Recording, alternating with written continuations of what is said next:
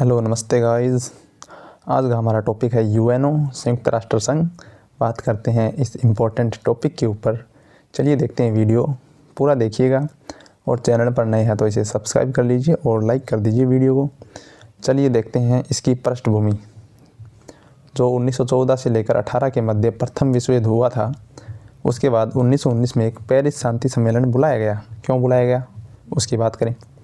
इस शांति सम्मेलन में क्या कहा गया कि एक अंतर्राष्ट्रीय संगठन की आवश्यकता है जो विश्व में शांति की स्थापना कर सके। तो उसके बाद 10 जनवरी 1920 को एक राष्ट्र संघ की स्थापना कर दी जाती है। ठीक है।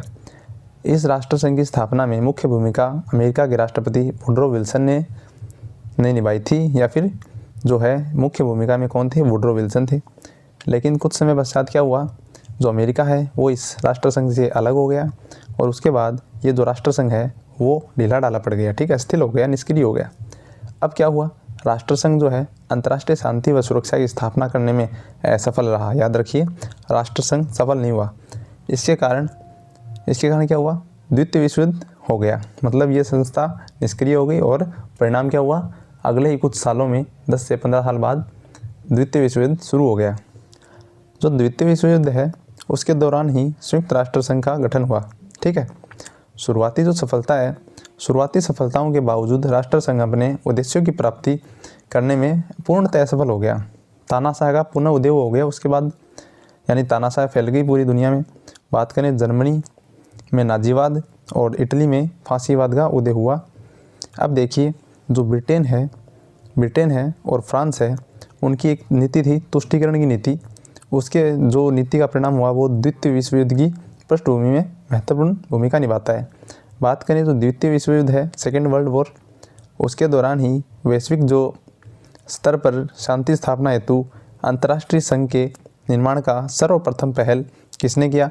अमेरिकाई राष्ट्रपति फ्रैंकलिन रूजवेल्ट ने की। मतलब दूसरा विश्व युद्ध हुआ ना, उस दौरान ही एक वैश्विक स्तर पर जो शांति स्थापना करने के लिए एक इंटरनेशनल ऑर्गेनाइजेशन का निर्माण करने का जो सबसे पहले पहल की थी वो की थी अमेरिकी राष्ट्रपति फ्रैंकलिन ने।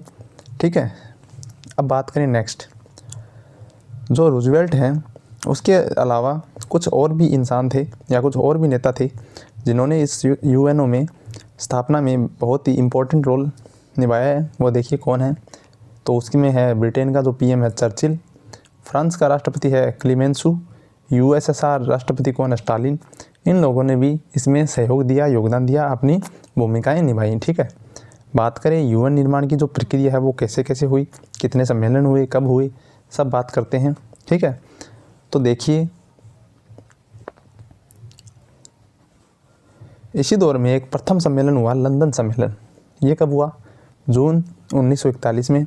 आपसे प्रश्न पूछा जाएगा यूएन निर्माण की प्रक्रिया में प्रथम सम्मेलन कौन सा था या लंदन सम्मेलन कब हुआ?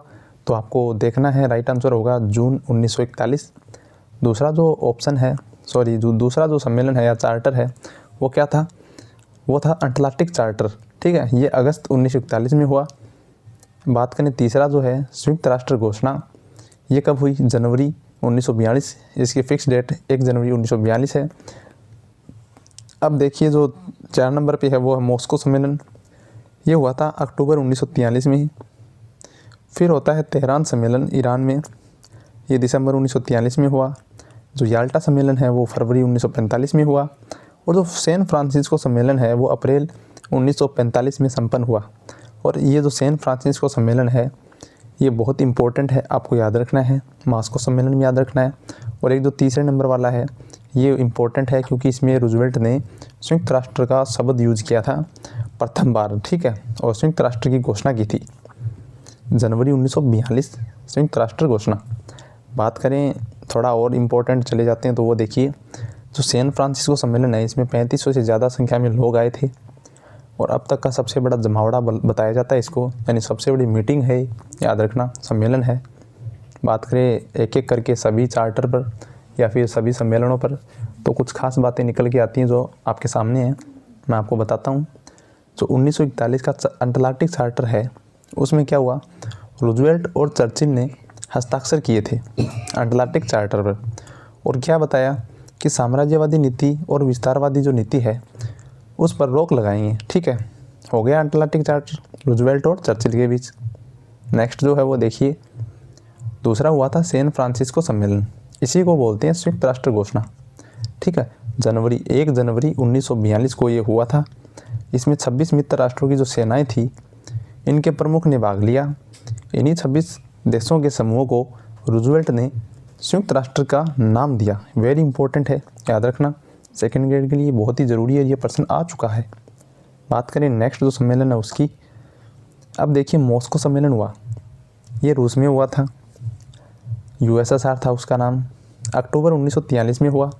इसमें जो था अमेरिका, ब्रिटेन, रूस, इनके विदेश मंत्री आए थे। और इस सम्मेलन में क्या कहा गया कि एक अंतर्राष्ट्रीय संगठन की आवश्यकता है जो विश्व में शांति व सुरक्षा की स्थापना कर सके। अब देखिए जो नेक्स्ट सम्मेलन है वो कौन सा है, वो है 1944 का डम्बार्टन सम्मेलन, डम्बार्टन ओक्स सम्मेलन। इसमें UNO के अंगों का निर्धारण किया गया, जैसे महासभा, सुरक्षा परिषद, यूनेस्को या फिर जो भी है, ठीक है, उनका निर्धारण किया गया। अंतर्राष्ट्रीय न्यायालय है इनका। अब देखिए 1945 जो है इसमें एक सम्मेलन हुआ, याल्टा सम्मेलन, और इसमें UN के जो सुरक्षा परिषद में जो वीटो पावर होती है ना, 5 स्थायी सदस्यों द्वारा जो पावर यूज ली जाती है उसे वीटो पावर बोलते हैं, उस पर सहमति बनी थी याल्टा सम्मेलन 1945 में। अब देखिए जो नेक्स्ट है वो क्या है, 25 अप्रैल से 26 जून 1945 के बीच क्या हुआ, सैन फ्रांसिस्को सम्मेलन आयोजित हुआ। और मैं आपको एक इम्पॉर्टेंट बात बता देता हूँ, जो इस सम्मेलन से पहले क्या हुआ था, रूजवेल्ट जो थे उनकी मृत्यु हो गई थी, तो ये सम्मेलन होना पॉसिबल नहीं लग रहा था। लेकिन तत्कालिक जो दूसरे राष्ट्रपति बने अमेरिका के, उन्होंने अपने नेतृत्व में इस सम्मेलन को करवाया। अब देखिए इस सम्मेलन में क्या हुआ, इस सम्मेलन में 50 देशों ने भाग लिया। ठीक है, प्रश्न यहीं से बनेगा, सैन फ्रांसिस्को सम्मेलन 25 अप्रैल से 26 जून के बीच। ठीक है, और जो 26 जून है ये डेट एक इम्पोर्टेंट डेट आती है UNO की स्थापना के बारे में, उसके बारे में आप देख लीजिए क्या है। तो बात करें 26 जून 1945 का दिन, ये एक महान दिन के रूप में बताया जाता है। इस दिन, ये जो दिन था ये बहुत ही महान है, क्योंकि इस दिन UN के जो चार्टर है उस पर 50 देशों ने अपने हस्ताक्षर किए। ठीक है, बात करें नेक्स्ट, UNO के जो संस्थापक देश है वो कितने हैं, 51। अब वो कैसे आपको बताना है।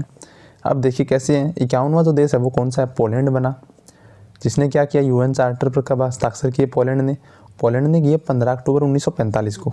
ठीक है, 15 अक्टूबर 1945 को पोलैंड ने UN चार्टर पर हस्ताक्षर किए। अब इसके बाद जो है वो क्या है,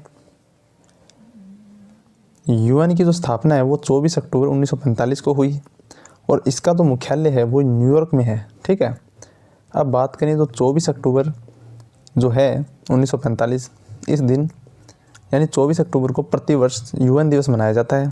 ठीक है, और भारत भी UNO के संस्थापक देशों में रहा है। बात करते हैं भारत की। अब देखिए आप 50 देश तो आपने देख लिए, पोलैंड बना था उस समय, 50 आए थे, फिर 51वां देश बना पोलैंड। अब देखिए क्या हुआ, भारत जो था वो UN के चार्टर पर 30 अक्टूबर को हस्ताक्षर करता है, यानी पोलैंड के जस्ट 15 दिन बाद 30 अक्टूबर 1945 को UN चार्टर पर भारत ने हस्ताक्षर किए। ठीक है, अब क्या हुआ, भारत की तरफ से जो हस्ताक्षर करने वाला व्यक्ति था वो कौन था, रामास्वामी मुदालियर। ठीक है, मैंने लिखा है रेड पेन से, इम्पोर्टेंट करके याद रखना है। UN चार्टर पर हस्ताक्षर करने वाला भारत की तरफ से कौन था, रामास्वामी मुदालियर, 30 अक्टूबर 1945। अब देखिए जो नेक्स्ट है इम्पोर्टेंट वो क्या है। अब देखिए जो UN चार्टर है उसमें क्या है, 19 अध्याय हैं, 111 अनुच्छेद हैं। ठीक है, और एक प्रस्तावना है उसकी। अब बात करें, इस प्रस्तावना को ब्रिटिश अभिनेता सर लॉरेंस ने पढ़कर सुनाया। ठीक है, सर लॉरेंस ने पढ़कर सुनाया है, और इसमें जो UN चार्टर है उसमें लगभग 10,000 शब्द माने जाते हैं, और UNO के जो उद्देश्य हैं वो अनुच्छेद 1 में दिए हुए हैं। यानी अनुच्छेद 1 क्या बताता है, UNO के उद्देश्य को बताता है। तो देखिए कुछ सामान्य उद्देश्य मैं आपको बता देता हूँ।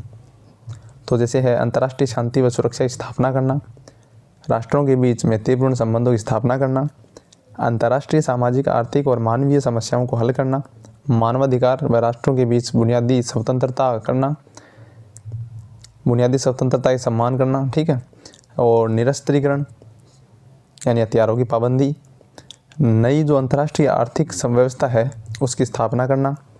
अब बात करें जो यूएन के सिद्धांत है उसकी, जो यूएन के सिद्धांत है ना वो आर्टिकल 2 में है, यूएन चार्टर के आर्टिकल 2 में है, 2 में जो यूएन का चार्टर है वो सभी सदस्य राष्ट्रों की संप्रभुता की समानता पर आधारित है, यानी सभी राष्ट्रों की जो संप्रभुता है उसको समान अधिकार दिया गया है। अंतर्राष्ट्रीय विवादों का मध्यस्थता के द्वारा हल किया जाएगा, ये भी इसमें कहा गया है, सिद्धांत है यूएन का। जो यूएन चार्टर है, यूएन चार्टर के सदस्य किसी भी राष्ट्र को या एक दूसरे को ना डराएंगे ना युद्ध की धमकी देंगे, ठीक है, ये भी इसका एक सिद्धांत है। अब देखिए यूएन जो चार्टर है उसके सदस्य संयुक्त राष्ट्र, अब देखिए यूएन चार्टर के सदस्य राष्ट्र यूएन को हर संभव सहायता देंगे, यानी यूएनओ को जो सदस्य राष्ट्र है वो हर संभव सहायता देंगे, फूड हो, पैसे हो, ठीक है, कोई भी अधिकारी हो, ये बात हो गई। जिस देश के खिलाफ यूएन कार्रवाई कर रहा है और उसमें कोई वो नहीं करेगा कि क्या बताया गया है, हर संभव सहायता करेंगे, वह उस देश की कोई सहायता नहीं करेंगे जिसके खिलाफ यूएन कार्रवाई कर रहा है, यानी जिस देश के खिलाफ यूएन ने कार्रवाई शुरू की उसके खिलाफ उसका साथ कोई भी देश नहीं देगा, ये भी इसका एक सिद्धांत है। बात करें नेक्स्ट जो है, जो यूएन है वो किसी देश के आंतरिक मामलों में हस्तक्षेप नहीं करेगा। यदि कोई देश यूएन सदस्य नहीं है वो भी यूएन के अनुरूप ही चलेगा, ठीक है, अनुरूप ही व्यवहार करेगा। जो यूएन की सदस्यता ग्रहण की प्रक्रिया है वो क्या है वो देखिए, जो यूएनओ में सदस्यता ग्रहण की प्रक्रिया है वो क्या है वो देखिए। यूएनओ में सदस्यता लेने का कार्य महासभा प्लस सुरक्षा परिषद करती है, ठीक है। जो प्रक्रिया है वो क्या है वो देखिए।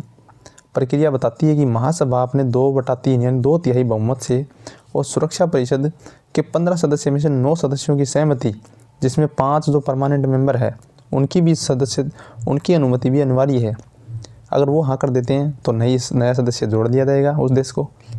बात करें नेक्स्ट, यूएन जो है, यूएन के संस्थापक राष्ट्र 51 थे, वर्तमान में 193 देश इसके सदस्य हैं और 193वां देश जो है दक्षिणी सूडान बना है 2011 में। और जो 65वां महासभा का जो सत्र हुआ था, इस सत्र में इसको अनिवार्य जो सदस्यता है वो दी गई, दक्षिणी सूडान, याद रखना आपको, दक्षिणी सूडान है, 2011 में मेंबर बना, 193वां नंबर पे आता है, ठीक है। अब देखिए जो आगे है वो है सदस्यता को वापस लेना या फिर प्रत्याहरण। इसमें बताया गया इस प्रावधान पर यूएन का संविधान मौन है, अर्थात सदस्यता छोड़ने के लिए जो आधार हैं वो उल्लेख नहीं किया गया यूएन चार्टर में। फिर भी यदि सदस्य राष्ट्र को ऐसा लगे कि वह यूएन चार्टर के अनुरूप शांति व सुरक्षा की स्थापना करने में असफल है तो वह इसकी सदस्यता छोड़ सकता है, ठीक है। अब बात करें जो इंडोनेशिया है उसकी, ऐसा एक बार हो चुका है, यानी सदस्यता किसने छोड़ी, सबसे पहले इंडोनेशिया ने छोड़ी, 1965 में छोड़ी, और जो 66 है अगले ही साल इसने सदस्यता वापस ले ली, ठीक है। इंडोनेशिया ने इसकी सदस्यता को 1965 में त्याग दिया और 1966 में इसने वापस सदस्यता ले ली। अब देखिए नेक्स्ट जो है सदस्यता का निलंबन, ये कैसे होता है। निलंबन महासभा अपने 2/3 बहुमत से और सुरक्षा परिषद की सहमति से करती है। इसका एकमात्र उदाहरण ताइवान है, इसको हटा दिया गया था एक बार सदस्य रूप से, पहले इसे राष्ट्रवादी चीन के नाम से यूएन का सदस्य बनाया गया था, लेकिन क्या हुआ 26 अक्टूबर 1971 को जनवादी जो साम्यवादी चीन था उसने ताइवान की जगह शामिल कर लिया गया उसको, यानी जो वर्तमान में जो चीन है साम्यवादी चीन, उसको ताइवान की जगह पर शामिल कर लिया गया, ठीक है, 26 अक्टूबर 1971 को याद रखना। जो नेक्स्ट है वो क्या है, यूएनओ का प्रतीक चिन्ह, इसे 7 सितंबर 1946 को अपनाया गया। यूएन के प्रतीक के रूप में 2 जैतून की पत्तियां और बीच में विश्व का मानचित्र दर्शाया गया, ठीक है, याद रखना जैतून की पत्तियां हैं।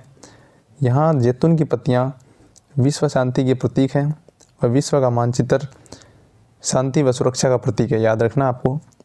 जो यूएन का ध्वज जो है वो क्या है, वो क्या संदेश देता है और कब अपनाया गया वो देखिए। 20 अक्टूबर 1947 को जो यूएनओ का जो झंडा है वो अपनाया गया। अब बात करें इसकी भाषाओं की, यूएनओ में कितनी भाषाएं हैं, आधिकारिक भाषाएं हैं 6, मूल भाषाएं थी 5, याद रखना है। वर्तमान में अंग्रेजी है, चीनी है, फ्रेंच, रूसी, स्पेनिश और अरबी, ये 6 भाषाएं आधिकारिक भाषाएं हैं यूएनओ की। और जो लेटेस्ट जो भाषा है वो अरबी है, जो 1973 में जोड़ी गई। ठीक है। और नवीनतम भाषा भी अरबी है, याद रखना अरबी। जो यूएनओ के अंग है वो कितने हैं?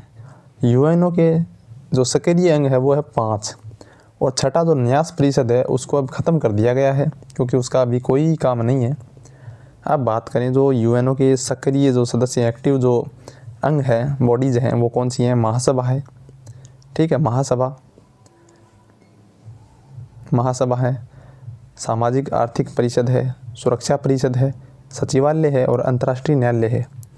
अब देखिए ये जो वीडियो है इसका सेकंड पार्ट अगले दिन नेक्स्ट डे आपको मिलेगा कल, तो आप ये वीडियो देखिए और इसे समझिए। वीडियो को लाइक कर दीजिए और चैनल को भी सब्सक्राइब कर लीजिए। थैंक यू, आपका दिन शुभ हो। और ये जो क्लास है वेरी इंपॉर्टेंट है, आप इसे पूरा देखिए, एक बार नहीं 2 बार देखिए, समझ में आ जाएगी, ठीक है। मिलते हैं नेक्स्ट क्लास में।